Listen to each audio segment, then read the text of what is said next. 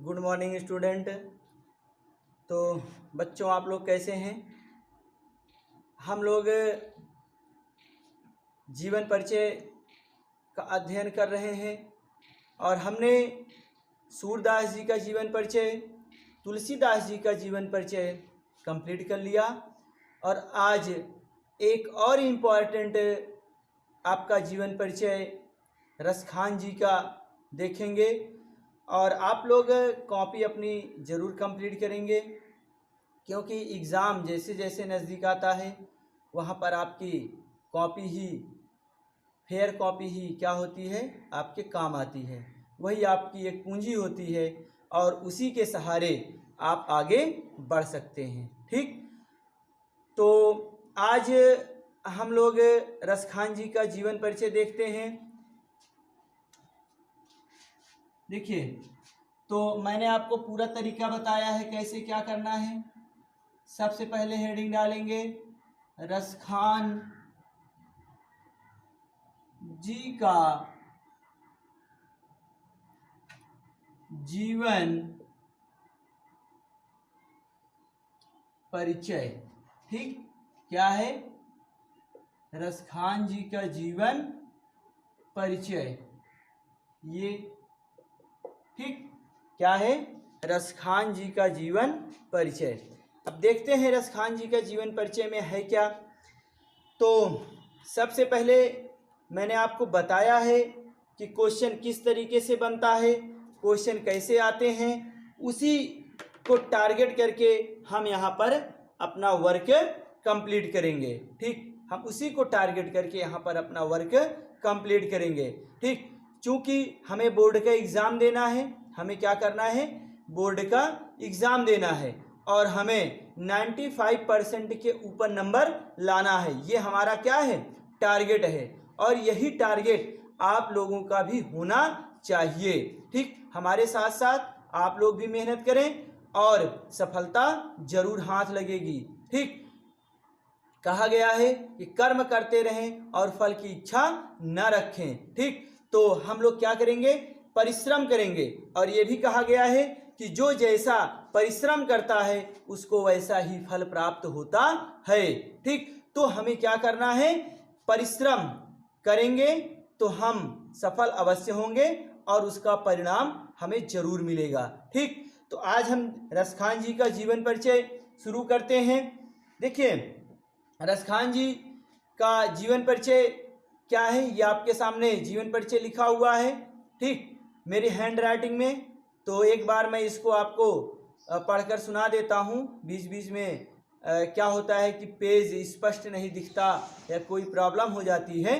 ठीक, तो उससे समस्या ना हो, इसके लिए मैं आपको एक बार वीडियो में ये आपको पढ़ के बता देता हूँ। ठीक, तो लिखेंगे कि सगुण काव्य धारा की क्या है कि कृष्ण भक्ति शाखा। ठीक, सगुण काव्य धारा की कृष्ण भक्ति शाखा के प्रमुख कवि रसखान जी का जन्म दिल्ली में सन 1533 ईस्वी के लगभग, ठीक, 1533 ईस्वी के लगभग हुआ था। ठीक, इनका वास्तविक नाम सैयद इब्राहिम था। इनका वास्तविक नाम सैयद इब्राहिम था। ये क्या थे, दिल्ली के पठान सरदार थे। ये दिल्ली के पठान सरदार थे।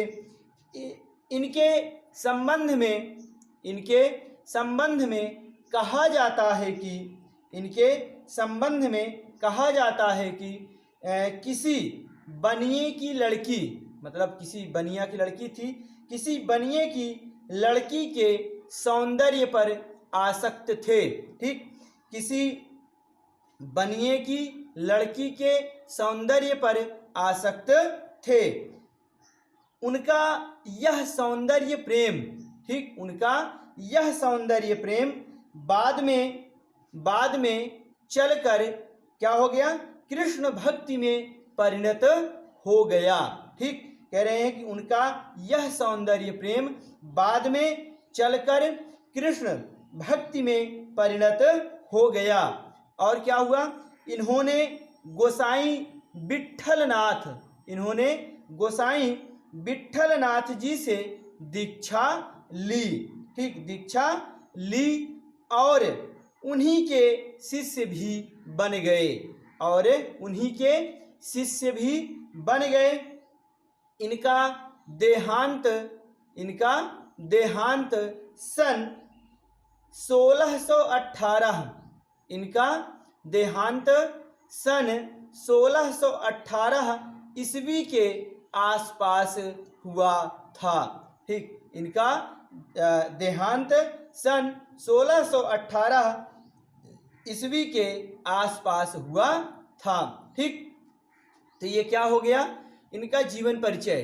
ठीक, अब इसके बाद रचनाओं की बात कर लेते हैं।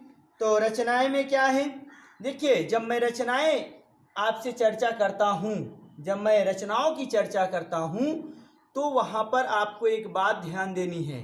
ठीक, जब आपको एग्जाम में आएगा क्या, रचनाएं लिखने के लिए, तब वहाँ पर जिस तरीके का मैं लिखवा रहा हूँ इस तरीके का आपको लिखना है।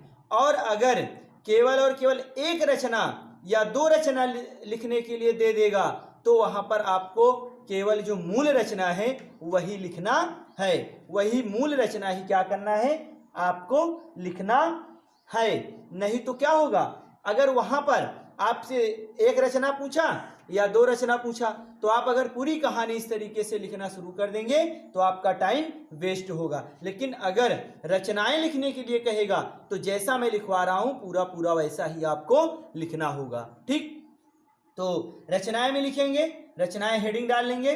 ठीक, रचनाओं में लिखेंगे कि रसखान जी की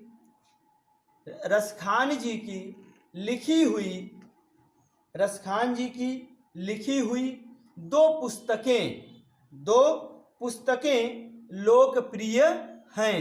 ठीक, रसखान जी की लिखी दो पुस्तकें लोकप्रिय हैं। कौन कौन सी, पहली है सुजान रसखान और प्रेम वाटिका। सुजान रसखान और प्रेम वाटिका, इनकी ये दो रचनाएं हैं। ठीक, और जहां भी चर्चा होगी इन्हीं दो रचनाओं के बारे में चर्चा करेंगे। अब आगे जो मैं लिखवाने जा रहा हूं इसको आपको नहीं लिखना है। जब आपसे क्या पूछा जाएगा, जब आपसे दो रचनाएं या एक रचनाएं पूछा जाएगा तब वहां पर आप सुजान रसखान लिखेंगे या प्रेम वाटिका लिखेंगे। ठीक, इतना ही करना है। लेकिन जब रचनाएं पूछेगा, कंप्लीट रचनाएं, तो वहां पर हम इतना पूरा लिखेंगे। अब आगे क्या है उसको देखिए, लिखेंगे नागरी प्रचारणी सभा, उसी के आगे लिखना है नागरी प्रचारणी सभा काशी से रसखान जी की सभी रचनाओं का संग्रह रसखान ग्रंथावली नाम से प्रकाशित हुआ है। ठीक, कह रहे हैं कि नागरी प्रचारणी सभा काशी से रसखान जी की सभी रचनाओं का संग्रह का नाम क्या है, रसखान ग्रंथावली। ठीक, तो रसखान ग्रंथावली नाम से प्रकाशित हुआ है। फिर पूर्ण विराम लगाएंगे, फिर लिखेंगे सुजान रसखान की रचना कवित्त और सवैया छंद में है। ठीक, क्या है, सुजान रसखान की रचना कवित्त और सवैया छंद में है, जबकि प्रेम वाटिका दोहा छंद में लिखी गई है। ठीक, ये जवाब से रचनाएं पूछेगा तब इतना लिखना है, और केवल एक या दो रचना पूछेगा तो वही सुजान रसखान और प्रेम वाटिका का ही नाम लिख देंगे। बात समझ में आ गई। चलिए आगे। अब काव्यगत विशेषताओं में सबसे पहले कला पक्ष, और कला पक्ष में क्या, भाषा, शैली, रस, अलंकार, छंद, इसकी चर्चा हम करते हैं। ठीक, तो क्या है, लिखेंगे रसखान जी की भाषा शुद्ध शुद्ध ब्रजभाषा है, जो अत्यंत सरस, सरल एवं प्रवाहपूर्ण है। क्या है रसखान जी की भाषा? शुद्ध ब्रजभाषा है, जो अत्यंत सरस, सरल एवं प्रवाहपूर्ण है। ठीक। रसखान जी की शैली मुक्तक शैली है। रसखान जी की शैली मुक्तक शैली है। रसखान जी मुख्यतः भक्ति और श्रृंगार रस के कवि हैं। ठीक। क्या है? रसखान जी मुख्यतः भक्ति और श्रृंगार रस के कवि हैं। इन्होंने अपने काव्य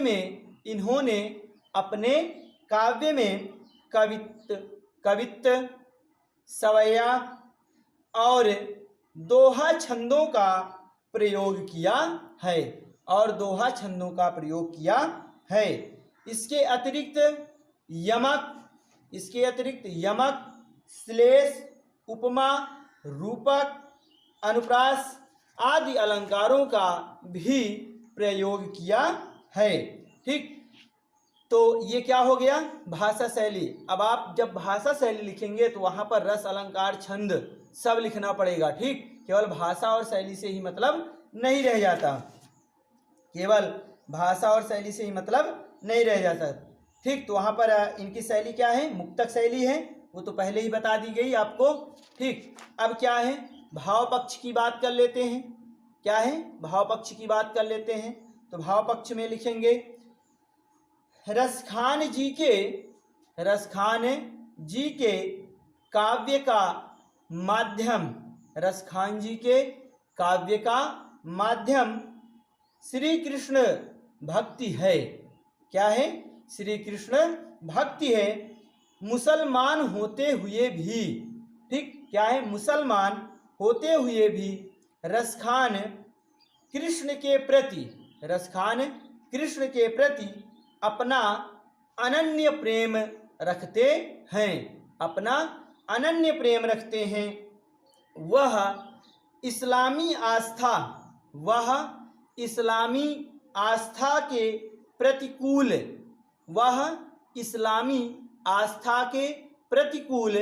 पुनर्जन्म, क्या है? पुनर्जन्म में विश्वास करके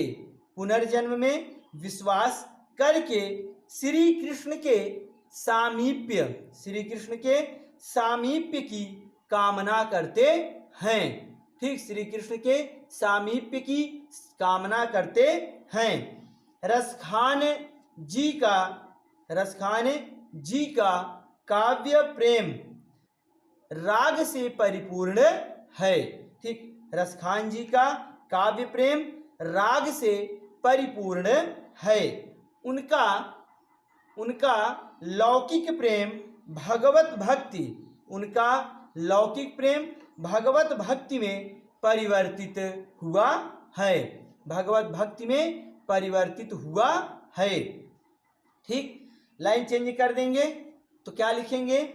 रसखान जी का स्थान हिंदी के सगुणोपासक कृष्ण भक्ति शाखा के प्रमुख कवियों में अत्यंत ही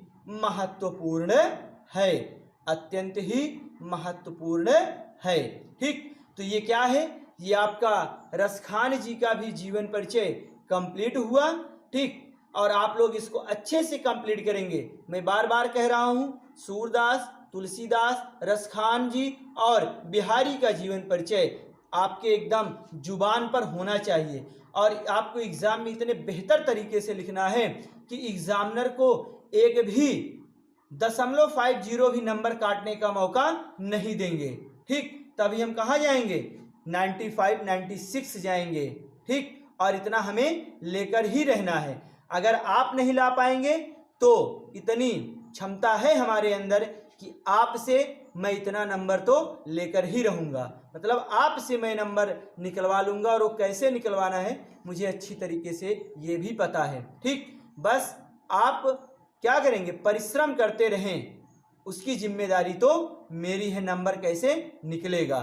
ठीक, तो मिलते हैं हम अगले वीडियो में बिहारी के जीवन परिचय के साथ। ठीक, तब तक आप इसको कंप्लीट करेंगे।